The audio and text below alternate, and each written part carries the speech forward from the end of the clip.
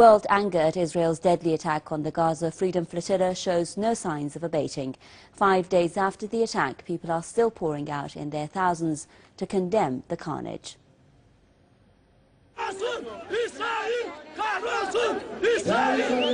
United by anger at Israeli actions, thousands of people have poured into the streets across the world.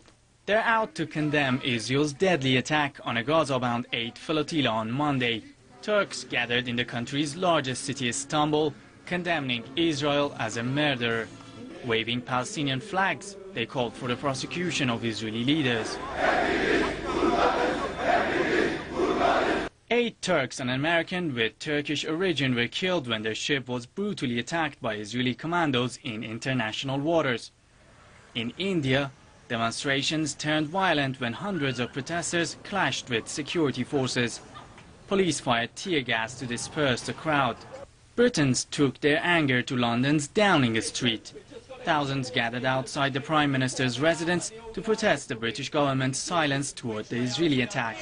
Let's make sure that the Prime Minister hear your voice and the siege of Gaza! And the siege of Gaza! Protesters demanded the international community pressure Israel to respect international law. End the illegal blockade and pull down the illegal wall. Kick out the illegal settlements. Let's have international law. And there was a common determination among them that the latest Israeli carnage has not weakened their resolve to help the Palestinians. That on the day after Ramadan, 2 mighty convoys, one by land and one by sea, will begin. Demonstrators also marched in Argentina and Venezuela to call on the United Nations to take action against Israel. We're asking the UN to truly fulfill its role because it has become an accomplice to Israeli terrorism and the Israeli occupation. We need an international organization that ensures our rights and upholds and applies international law. Similar protests were held in South Korea, Malaysia, Canada and France. It looks to all like Israel's stubborn refusal to abide by demands of the international community on Gaza, and what many call its deadly act of piracy, is beginning to cost Tel Aviv very dearly, in political terms so far. Viva Palestina! Viva, viva Palestina! Viva, viva Intifada! Viva, viva Intifada! Hundreds of pro-Palestinian and pro-Israeli activists gathered in front of the Israeli consulate in Toronto on the Gaza Freedom Flotilla Global Day of Action. Police officers lined up on the streets, some on horseback, as tensions were raging on both sides.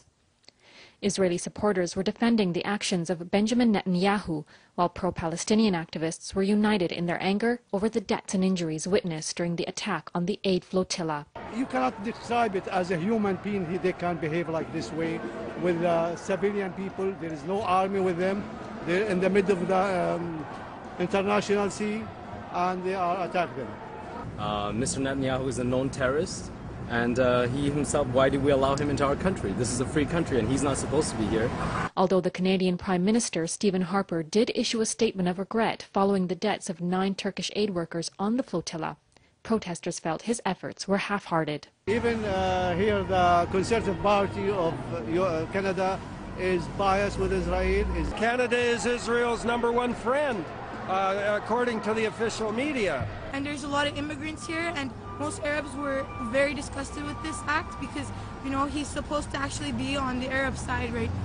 Israeli Prime Minister Benjamin Netanyahu shortened his visit to Canada and cancelled his trip to Washington, where he was going to meet President Barack Obama in order to deal with the raid's aftermath.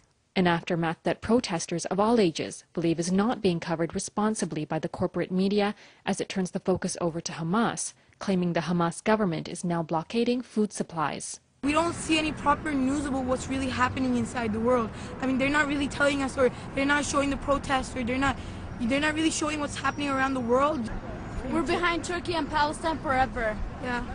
All the world is. Rifat Aoude of Ontario, Farouk Bernie, now in Qatar, and Kevin Nish of Victoria, who made it back home on Saturday, were identified as the 3 Canadian activists on board the flotilla. Zara Jamal, Press TV, Toronto. Well, it's been nearly 7 weeks since oil began pouring